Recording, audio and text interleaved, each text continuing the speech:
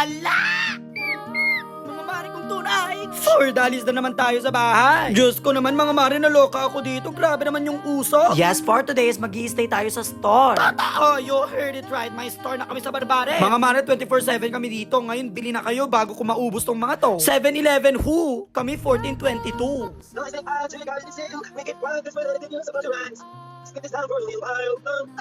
Yes, sumaglit na kami sa store tapos pumunta na ng bayan kasi mag-gym ako, hindi pwedeng hindi. Syempre for the kain muna bago mag-gym, no? Hoy, baka sabihin yung eme yung store ha, totoo yon. Paubos na nga yung mga coke dahil sa akin. And finally, nasa gym na ako. Yes, target ko talaga is everyday na ako mag-gym. As of the moment, tinatrabaho ko yung vertical ko tapos yung pagpapapayat na rin. Ayan, after ko mag-plyo, nag-jumping rope naman ako. After jumping rope, for the treadmill naman na kiss. Nakakapagod mag-gym tapos kakain lang ng Jollibee after. Mga 1 to 2 hours ako nag-gym everyday. 1 hour picture taking, 1 hour workout. Eme! Tapos sa gabi, naglaro lang kami sa court ng